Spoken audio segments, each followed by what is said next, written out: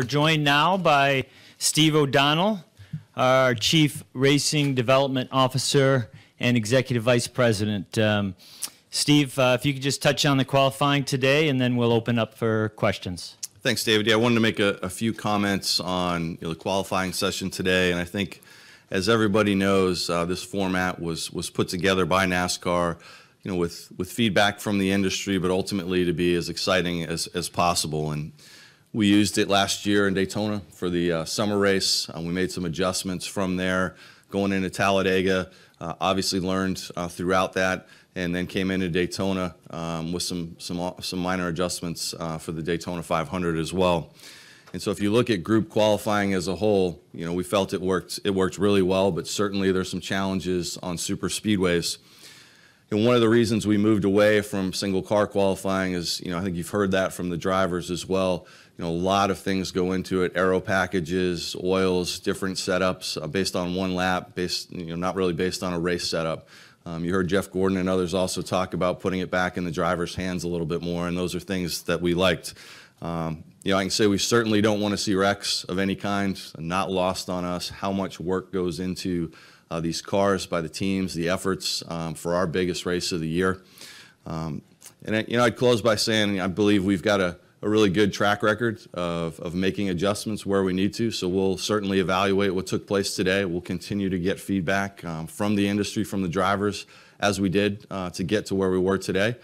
And then lastly, we just want to say a big congratulations to Jeff Gordon. His last Daytona 500, and we're excited to see him lead us off in the pole position as we head into next Sunday's race. So with that, I'm happy to take any questions anyone might have. Okay, we'll start with Nate, and then we'll go to Jenna, and then we'll go to Jim. Nate Ryan, NBC Sports. Steve, you mentioned that you made some minor adjustments after Talladega last October. Obviously, there were a lot of complaints there. What adjustments did you make, and were there any things that happened today that perhaps were complained about then that you wish you might have addressed and might look at going forward? It's a good question, Nate. I think when we looked at it, some of the things you saw take place on pit road today, we were hoping to avoid. And then some of the drivers, how they entered the track on a super speedway. We put some rules in place for today's session to avoid incidents, candidly. Blocking, we were going to monitor. We said that we could look at things to disallow times, but that was more on how you entered the track coming up to speed. So some of those were put in place, but I think those are areas we need to continue to look at. Okay, we'll go to Jenna and Jim, and then Bob. Jennifer, AP. Steve, it seems like every driver who didn't make it to the final group hated this format pretty vocally. How much input have they had in what you do on super speedways? Do you have a sense of what they want to do? Another good question. We all share the same vision with the drivers. They want to put on the most exciting race possible. And so we all knew that single car qualifying was a challenge for us. And so there are a lot of different ideas out there. We do believe this is a more exciting feedback. But when you hear from Clint Boyer, Tony Stewart, that's passion. This is the biggest race of the year. They want to make the race, and we understand that. So I think as we look at that, if there are ways we can make adjustments, we will. Not everyone's going to be happy. That's part of this. Cars have always historically gone home from Daytona, and that's tough. We know how big this race is, but yes, we will have continued conversations with them. We'll go to Jim, and then Bob, and then down here to Mike Neff. Oh, Dustin Long.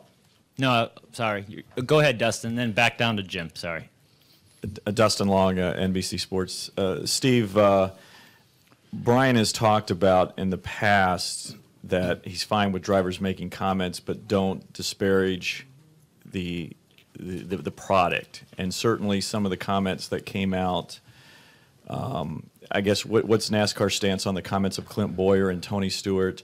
Will there be a discussion on that? Are they clear, or are they facing any type of penalty for comments on social media or publicly today?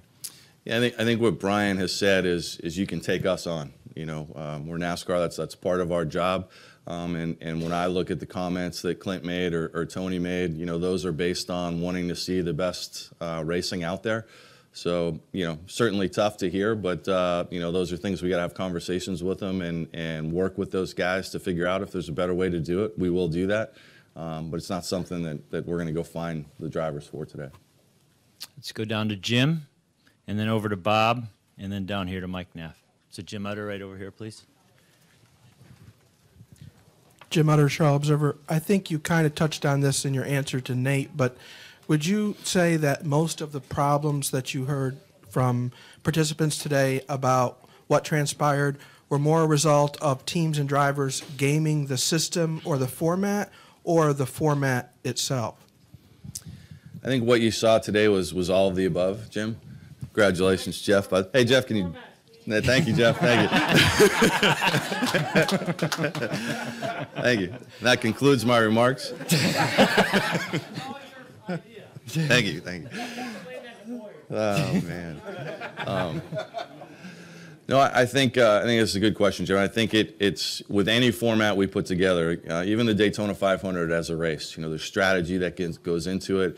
I think what you did see today was the driver had more input or more of an impact on what happened in the outcome.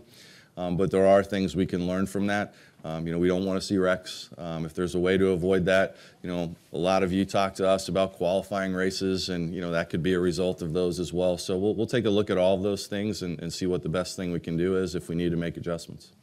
Okay, we'll go to Bob, Mike Neff, and then over to Lewis. Bob Hawkris, ESPN. When determining whether to make changes to this format, how much is it driver input and how much of it is fan input? I'd say we look at input from the entire industry, Bob. So you're going to take fan feedback, you're going to talk to the drivers, we're going to talk to the owners, we're going to talk to the crew members. That's a little bit of how we got to where we are today and going away from single car qualifying, taking input from all of those folks we talked about. So it's a balance for us, and ultimately it's our job to make a decision. Not everyone always agrees with that, but we've got to make that decision at the end of the day. Over here to Mike Neff, to Lewis, and then we'll go to Tom over there. Mike Neff from frontstretch.com. Steve, over here to your right. Oh, sorry. When the knockout qualifying was announced in 2014, you had it everywhere except at Daytona, and they said it was because of the unique qualifying format here and the prestige involved. What went into the decision to decide to actually implement it for this year, and is there any consideration due to the prestige and the week-long build-up to this race about possibly going back to the old way? Well, what went into it goes back to what I talked about earlier, was seeing how knockout qualifying worked over the past year. And we saw some terrific results. We saw some of the qualifying sessions, move from cable over to network, fans saying they were really excited about it. We tried some things at super speedways and knew we had to make some adjustments, but you couple that with conversations with a lot of the race teams about how much work and effort went into a single car lap and how that really didn't apply to the race. And if there were ways that we could put that focus on the race car that was going to compete in the 500 versus a 1 or 2 lap qualifying session, that's really what led to it. Over to Lewis, and then Tom, and then back over to Pete Pistone. Louis Frank Reuters. My best legalese. My question was asked and answered. Thank you. Thank you. Tom's right next to him. Tom, and then Pete, and then over down here to Lee. Hey, Steve. Tom Jensen, FoxSports.com. Are you in kind of a damned if you do, damned if you don't situation for exactly the reason we saw with Jeff walking out? Whoever wins the poll or runs well in the system is going to be happy, and whoever doesn't isn't? I think there's always going to be those that like it and those that don't. But I'd point back to if you could put this session in place today and you could tweak maybe what happened on pit road and you don't see an incident that happens, maybe there's a different story. So we've got to balance all of those things now as we look at it. Was it more exciting? Were there more people talking about qualifying? Hopefully so. And what does that result in? At the end of the day, we'll talk to Joey Chitwood, we'll talk to the folks at Fox, and we'll balance that with everybody in the garage and make sure that we're doing what's best for the entire sport. We can't just rely on one driver or one owner or the track. We've got to really balance that and see, what's in the best interest of the entire sport. Okay, we'll go to Pete, down here to Lee, and then to Jeff Gluck. Pete, hold. Pete Pistone, MRN.com, and SiriusXM NASCAR Radio. OD, you mentioned the pit road and sitting there on pit road. That's counterintuitive to auto racing. it seems to me, though, no matter what time you put on that, you're still going to run into they're going to wait to the very last minute. How much of a challenge is that going to be? Well, I think that's something we'll talk to the industry about. Can you do some things? I've already seen some suggestions on Twitter, suggestions from some of the folks in the room. Could you roll the cars off with a pace car? Could you do some different things? So, I think those conversations need to take place, and if there's a way to avoid, seeing what we did on pit road, we're definitely going to do that. Down here to Lee, please. And then we'll wrap it up with Jeff Gluck. LeeSpencerMotorsport.com. After the race on the 20 radio, Jason Radcliffe said there was a few seconds added to the clock in the last minute for the final round of qualifying. Is there any accuracy to that? Because Kenseth said his timing was off, and that was the reply that the crew chief gave the driver. Because everybody had been sitting there on pit road and waiting, kind of playing chicken.